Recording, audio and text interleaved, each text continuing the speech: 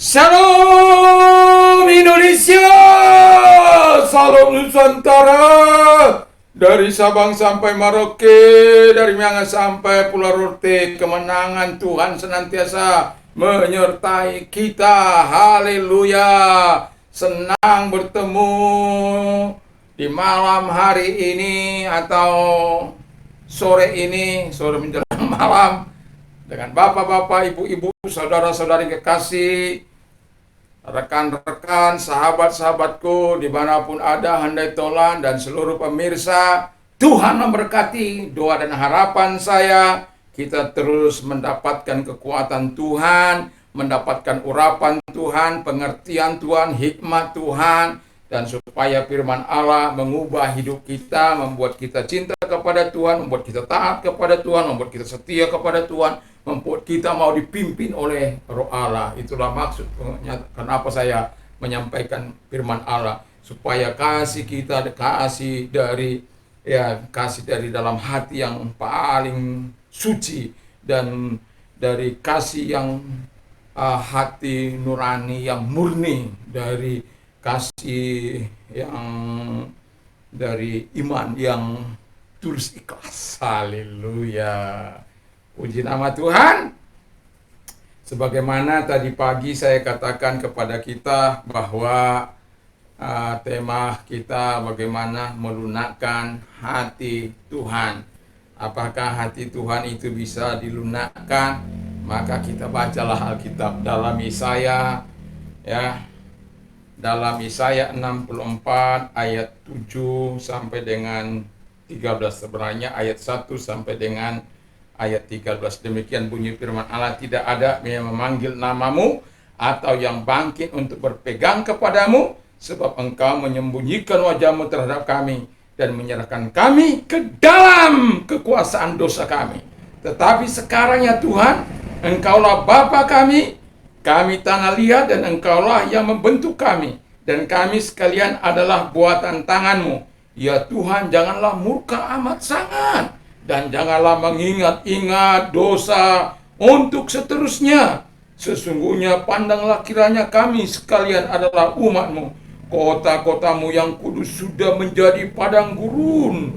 Sion sudah menjadi padang gurun. Yerusalem sunyi sepi. Bait kami yang kudus dan agung, tempat nenek moyang kami memuji-muji Engkau, sudah menjadi umpan api. Maka milik kami yang paling indah sudah menjadi reruntuhan.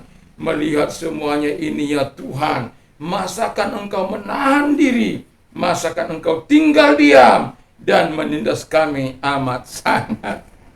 Ini tapi saya akan mengambil dulu di dalam Tawarik, dalam Tawarik 33, gua Tawarik. Saya siapkan buat Tawarik 33 ini. Nah, jadi kita bisa melihat bagaimana orang Israel mencoba melunakkan hati Allah. Karena dosa yang sudah memuncak yang mereka lakukan, dan akhirnya Tuhan mempenalti mereka. Dan kalau kita lihat dalam 2 Tawarik 33, saya senang membaca ayat ini dan saya kagum kepada Tuhan itu. Karena apa? Ya begitulah dia, penuh rahmat dan belas kasihan. Kemudian berfirman Tuhan kepada Manasye dan rakyatnya, tetapi mereka tidak menghiraukannya. Oleh sebab itu Tuhan mendatangkan kepada mereka panglima-panglima tentara Raja Asyur, yang menangkap Manasye dengan kaitan, membelenggu dengan rantai tembaga, dan membawanya ke Babel. Dalam keadaan yang terdesak ini, ia berusaha melunakkan hati Tuhan Allahnya. Ia sangat merendahkan diri di hadapan Allah nenek moyangnya dan berdoa kepadanya. Maka Tuhan mengabulkan doanya dan mendengarkan permohonannya. Ia membawanya kembali ke Yerusalem dan memulihkan kedudukannya sebagai raja, dan Manasye mengakui bahwa Tuhan itu Allah. Haleluya. Ya. Kalau kita lihat bagaimana kejahatan-kejahatan Manasye itu, kita muak dengan kejahatannya, yang melakukan apa yang jahat di mata Tuhan, mendirikan kembali bukit-bukit pengorbanan, wah, membangun mesbah Baal, membuat patung Aserah, mendirikan mesbah bagi tentara langit, mempersembahkan korban bakaran anaknya sendiri, dan yang paling parah, banyak menumpahkan darah orang-orang kudusnya, orang-orang benar. Karena pada waktu itu, kalau Anda hidup benar, maka sia-sialah dirajam. Dan termasuk Yesaya yang menyampaikan firman Allah ini, ya. Itu menurut tradisi mereka itu sangat sadis. Tapi kita lihat bagaimana Alkitab mengatakan dengan jelas bahwa ketika Manase dan rakyatnya dibuang oleh Tuhan, Manase sadar diri, nggak seperti Ahaz semakin jahat, tapi Manase sadar akan apa yang diperbuatnya. Makanya dia katakan ia mau melunakkan hati Allah. Dengan cara apa ia melunakkan hati Allah? Dengan jalan Alkitab mengatakan yang pertama, ia dan rakyatnya merendahkan diri di hadapan Allah. Dalam Yakobus 1:5 ayat 5b dan 6 dikatakan Allah menentang orang congkak tetapi mengasihani orang yang rendah hati. Sebab itu rendahkanlah hatimu di bawah tangan Tuhan yang kuat supaya ia meninggikan engkau pada waktunya. Rupanya Yesaya ini, Manase dan rakyatnya mengetahui kalau pencongkakan nggak akan mungkin bisa melawan Allah, nggak akan mungkin bisa menang melawan Allah. Dan kalau kita baca tadi bagaimana mereka mencoba merayu Allah dari Yesaya tadi, mereka sadar mereka adalah penjunan. Anda tahu penjunan itu? Saya pernah melihat orang yang membuat candy di Banyumulet, bagaimana membentuk begitu rupa, dan ketika salah dibanting lagi, dibentuk lagi, ketika salah dibanting lagi, sampai menghasilkan sesuatu yang indah. Nah, jadi kalau penjunan itu mau menghantam Israel gampang saja, ya. Tidak usah pakai tangannya, dia pakai Raja Asyur yang lalim kejam itu. Makanya Anda bisa lihat dia dibelenggu, dia ditangkap dengan kaitan. Anda bisa bayangkan itu. Sungguh dipermalukan. Memang kata firman Allah, bahkan double dia dipermalukan. Orang yang meninggalkan Allah akan dipermalukan oleh Tuhan. Orang yang melakukan kejahatan dan dosa akan dipermalukan oleh Tuhan.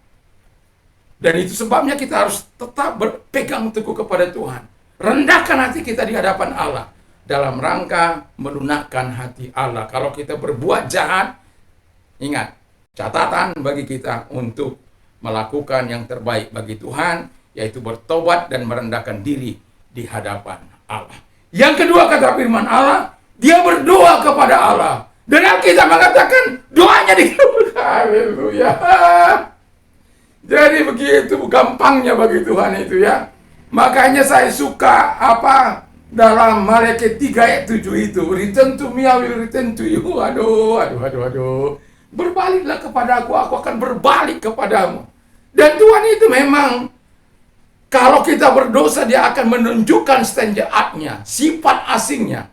Tapi kalau kita melakukan apa yang benar, apa yang dikenan oleh Tuhan, rela dipimpin oleh firman dan di Roh Kudus, sebagaimana tadi pagi saya katakan bahwa akhirnya kita akan mendapatkan sukacita, kita akan mendapatkan lawatan Tuhan. Kalau kita sakit dibebaskannya, kalau kita menderita ditolongnya, dan berbagai macam, supaya kita bisa memuliakan Tuhan melalui mulut kita, melalui pujian, melalui hati kita, melalui pikiran kita, melalui tindakan kita, melalui perbuatan kita, melalui pikiran kita. Haleluya. Puji Tuhan. Jadi dia betul-betul berdoa kepada Allah, dan Tuhan menjawab. Tapi sebagai ayat pembanding saya bacakan dulu dalam 2 Tawarik 7 ayat 13 dan 14. Demikian bunyi firman Allah. Bila mana aku menutup langit sehingga tidak ada hujan, dan bila mana aku menyuruh belalang memakan habis hasil bumi, dan bila mana aku melepaskan penyakit sampar di antara umatku, dan umatku yang atas namaku disebut merendahkan diri, berdoa dan mencari wajahku, lalu berbalik dari jalan-jalannya yang jahat, maka aku akan mendengar dari sorga dan mengampuni mereka serta memulihkan negeri mereka. Itu memang sudah janji Tuhan.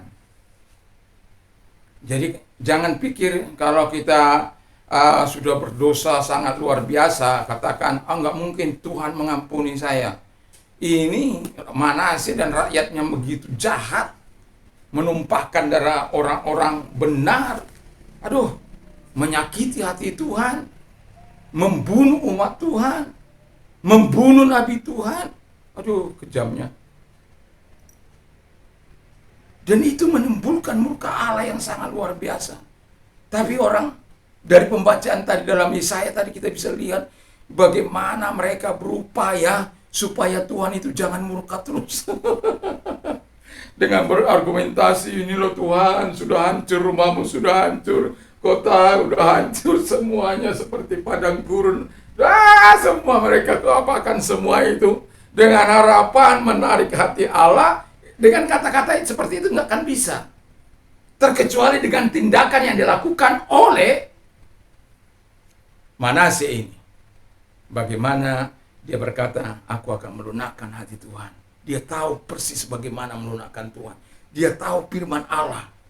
Kalau orang datang, kalau bencana dikatakan Tuhan aku kirim, kata firman Allah, atau tidak ada hujan atau penyakit sampar, apa saja, kalau orang umatku itu datang merendahkan diri, berdoa mencari wajahku, bertobat dari jalan-jalan yang jahat, aku akan memulihkan mereka, aku akan mendengar doa mereka. Wah, aku akan menyembuhkan negeri mereka. Itulah makanya Tuhan itu ketika dia berbalik kepada Tuhan, mereka berbalik kepada Tuhan, Tuhan langsung berbalik. Sebagaimana return to me, I will return to you. Jadi mereka berbalik dan Tuhan langsung berbalik. Kalau kita kan, oh no. Jangan. Apa yang sudah kau perbuat menyakitkan. Tak ada maaf bagimu, sahabatku. Tak ada maaf. Sudah terlalu dalam luka yang kau buat. Jangan. Kita kan milik Tuhan, ya. Ya, tetaplah lepaskan roh pengampunan, roh kasih, ya.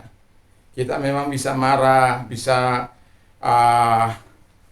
mungkin ada gap, tetapi ketika orang itu datang, maka kita akan segera untuk bisa melakukan pengampunan itu, karena memang itu anjuran Tuhan. Dari situ kita bisa melihat bahwa ketika datang bertobat, merendahkan diri di hadapan dan merendahkan diri di hadapan Allah, lalu dia berdoa dan Tuhan mengampunkannya. Aduh, makanya saya bilang saya kagum terhadap Tuhan itu. Dia tidak mengingat pelanggaran. Makanya bilang jangan ingat-ingat dosa-dosa kami Tuhan. Kalau engkau ingat-ingat dosa kami, maka kami akan hancur, maka kami akan terus menjadi budak, maka kami akan menjadi orang buangan terus. Kami tidak bisa Tuhan, ampuni. Saya percaya ada banyak ratapan dan tangis, air mata yang keluar. Dan air mata mereka ditaruh dalam kirbatnya Allah. Air mata pertobatan itu. Yang mau saya bilang, di hadapan Tuhan kita nggak bisa bersandiwara. Jangan pikir kita bilang, oh Tuhan aku begini, tapi kita munafik. Jangan pikir Tuhan nggak tahu. Tuhan Maha tahu. Tuhan Maha tahu.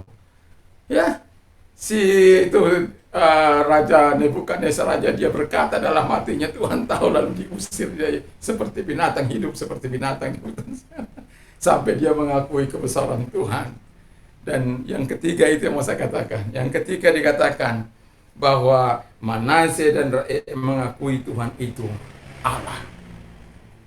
Akuilah dia dalam setiap perilakumu, maka Tuhan akan membela engkau.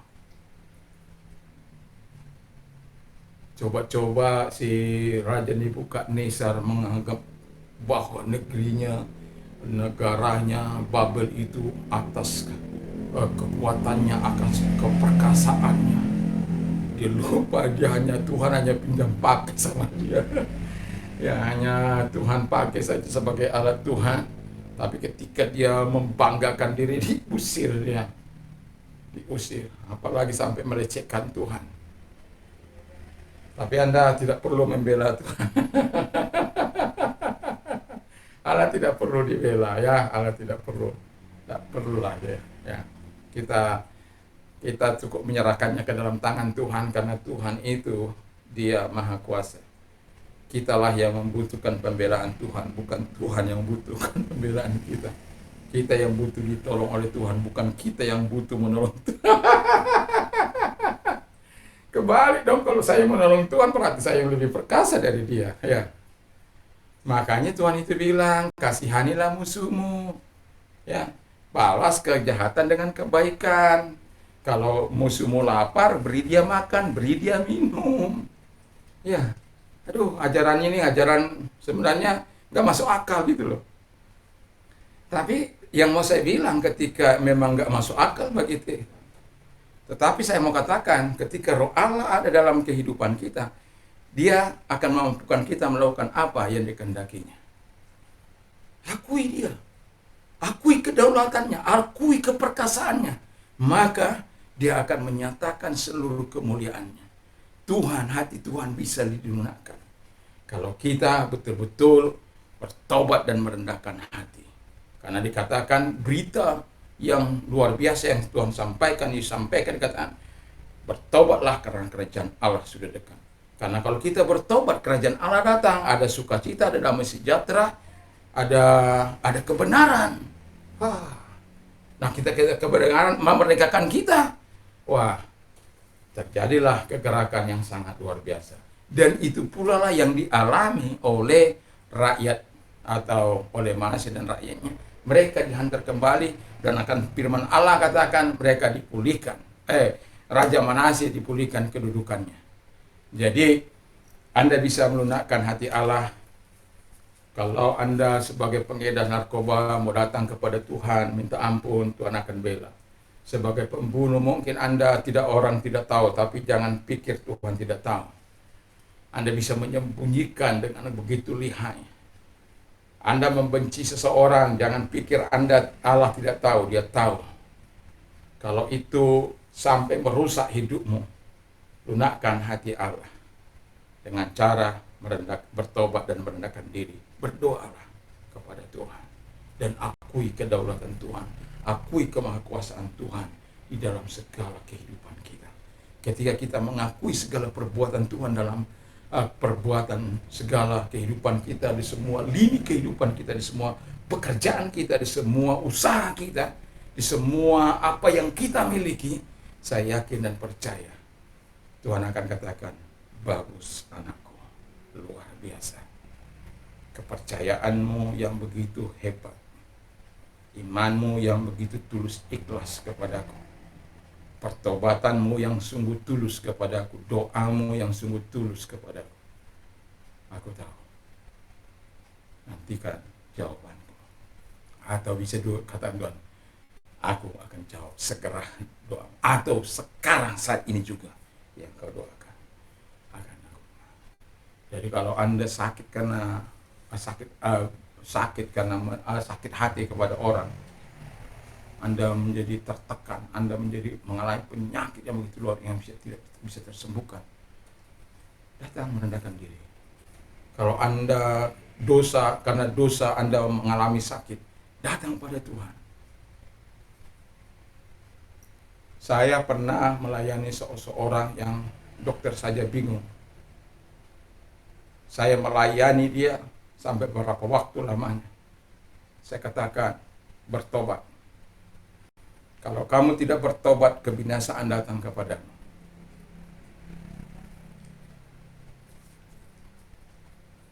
Tidak bisa dokter menyembuhkan. Tapi saya katakan, kalau engkau bertobat, Tuhan bisa menyembuhkan engkau. Dan pada akhirnya dia menyerahkan diri kepada Tuhan. Beberapa kali datang ke rumah ini untuk dilayani. Dan pada akhirnya Tuhan menyembuhkan dia. Jadi tidak ada dosa yang tidak dapat disembuhkan. Jadi tolong oleh Tuhan. Ketika engkau datang kepada Tuhan, akibat dari dosa itu bisa keluargamu hancur, usahamu hancur, keberadaanmu hancur, usahamu hancur, dan macam-macam bisa rusak atau dirusak oleh Tuhan. Tapi kalau itu terjadi, segeralah datang kepada Tuhan, lunakkan hati Tuhan, supaya engkau mendapatkan kasih karunia. Bagaimana melunakkan hati Tuhan? Datang seperti Yesaya, bertobat dan merendahkan diri di hadapan Tuhan, lalu kemudian berdoa dengan sungguh-sungguh, lalu kemudian yang ketiga, akui dia, bahwa dia adalah Tuhan, itu adalah Allah. Ketika kita melakukan itu, Tuhan katakan, ya, aku segera memulihkan engkau, aku segera memulangkan engkau. Dan pada akhirnya Tuhan lakukan. Puji nama Tuhan. Saya tidak akan perpanjang firman Allah, tapi yang mau saya katakan adalah hati Tuhan bisa dilunakkan sejahat apapun yang kita lakukan terhadap sesama kita, terhadap Tuhan. Kalau kita datang merendahkan hati di hadapan Tuhan, Tuhan bisa mengampuni, Tuhan bisa mengabulkan, Tuhan bisa menolong hidupmu. Mari kita tunduk kepala kita berdoa. Terima kasih Tuhan buat berkat firman-Mu dalam hidup ini. Kami percaya kepadamu Tuhan, rahmat-Mu, kasih-Mu, kesetiaan-Mu yang begitu berlimpah-limpah bagi kami. Itulah sebabnya Engkau berkata bahwa aku datang mencari orang berdosa, bukan orang benar. Terima kasih Tuhan, bahwa kami telah melihat contoh bagaimana jahatnya orang Israel di bawah kepemimpinan Manasye yang begitu luar biasa. Tetapi ketika mereka mengalami pembuangan di tanah Babel, Tuhan memulihkan mereka karena mereka datang melunakkan hati-Mu dengan merendahkan hati mereka, berdoa dan mengakui Tuhan itu adalah Allah. Terima kasih Tuhan. Dan kami tahu bagaimana cara melunakkan hati Allah. Kalau kami dalam hal mungkin hilap dalam hidup ini, terima kasih Tuhan, terima kasih Tuhan. Tolong kami sehingga pencerahan dari firman Allah ini boleh sampai kepada mereka-mereka yang mungkin hilap melakukan dosa di hadapan Allah. Terima kasih Tuhan Bapa di surga. Dan kami berdoa juga kepada pemerintah kami, diberkatilah pemerintah kami, presiden dan wakil presiden diberikan hikmat, akal budi, dan keadilan dan kebenaran, takut akan Tuhan menjadi bagian dalam kepemimpinan mereka. Dan kami juga berdoa buat aparat, baik itu ABRI, polisi diberkati oleh Tuhan, eksekutif, legislatif, yudikatif diberkati oleh Tuhan, dan juga semuanya Tuhan diberkati oleh Tuhan. Dan gereja-Mu mampu menyampaikan suara kenabian di tengah-tengah kemungkinan-kemungkinan yang tidak baik di negeri ini, sehingga arah bisa diberikan, suara kenabian bisa disampaikan, suara kebenaran dan suara keadilan bisa disampaikan. Gereja-Mu harus bertindak untuk menyatakan A di atas A, B di atas B. Selebihnya ya di atas ya, tidak di atas tidak. Selebihnya adalah dosa. Dan itu sebabnya Tuhan, kami mohon gereja-Mu tetap berpartisipasi dalam membangun bangsa ini. Dan kami juga berdoa agar gereja-gereja Tuhan dimanapun ada, Tuhan memberkati gereja Pantai Kosta dimanapun ada, di Ngarai, di lembah, di hutan, di gunung, dimanapun Tuhan. Sahabat-sahabat kami melayani Engkau, Tuhan memberkati mereka, Tuhan tolong mereka. Anak bangsa dari Sabang sampai Merauke, dari Miangas sampai Pulau Rote, diberkati apapun profesi mereka, selalu menyenangkan hati Tuhan. Tuhan berkati, Tuhan tolong ekonomi kami, budaya kami, politik, oh Tuhan, keamanan, pertahanan, semua diberkati oleh Tuhan, sehingga kami bisa membangun, bisa hidup rukun satu dengan yang lain. Terima kasih Tuhan Yesus, terima kasih. Dan kami juga berdoa buat orang-orang yang sakit apa saja, baik yang COVID, baik sakit macam-macam Tuhan. Kami tahu bahwa Engkau adalah Allah yang penuh belas kasihan. Dalam nama Tuhan Yesus, Engkau mau tumpangkan tangan atas mereka saat ini.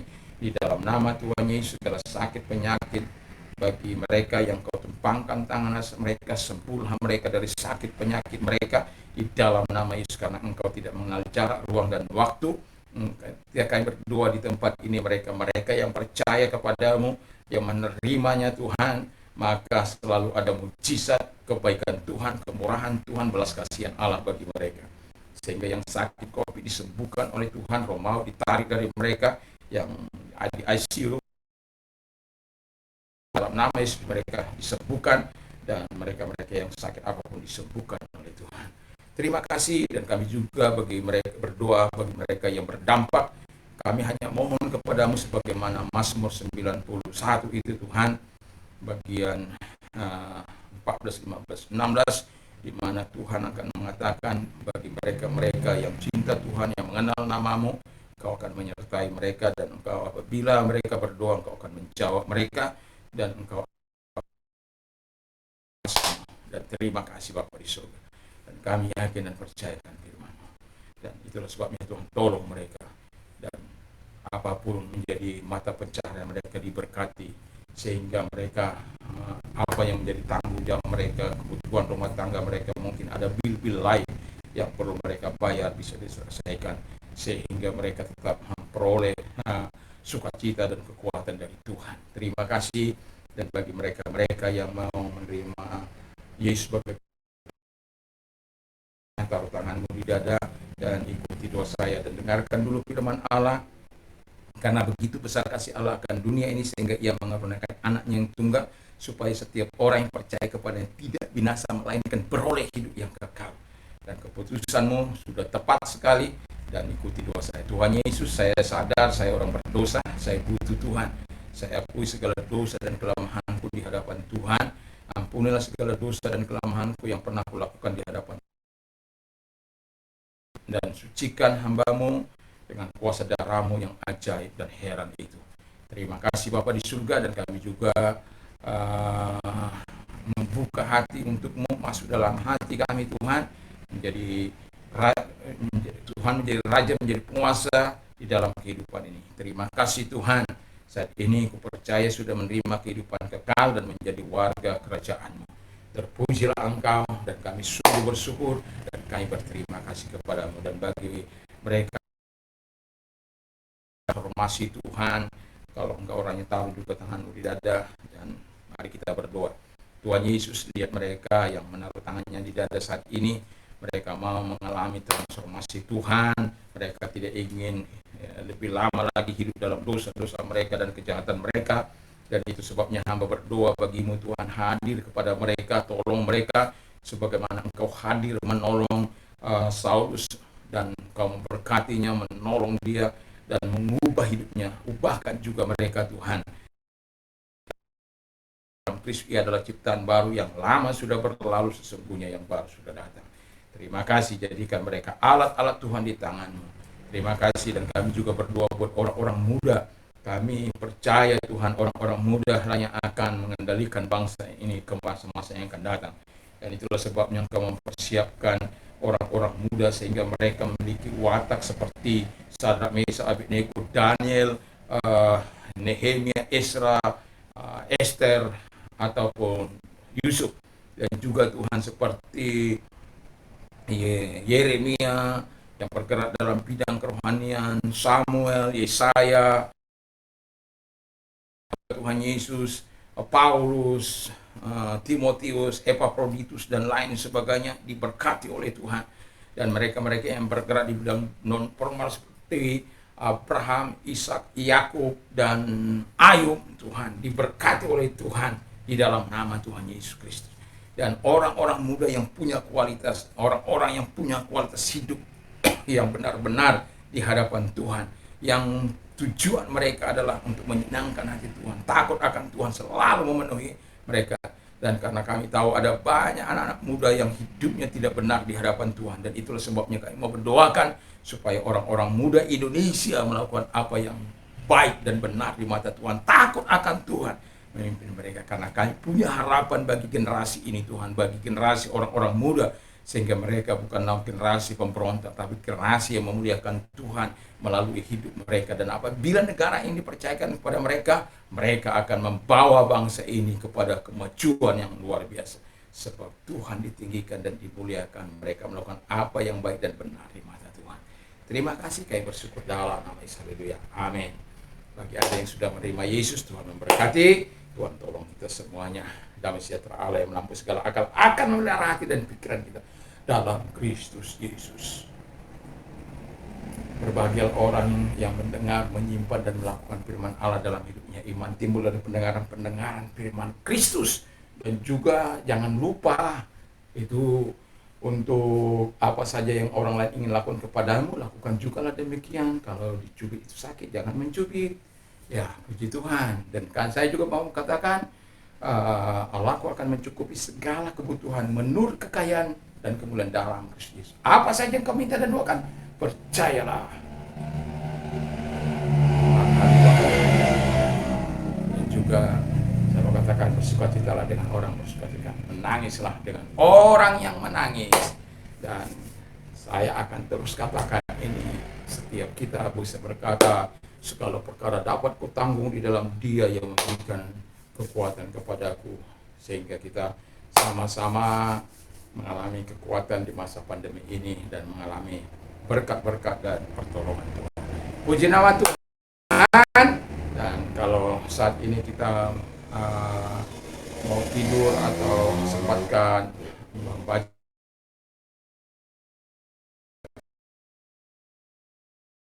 Tuhan,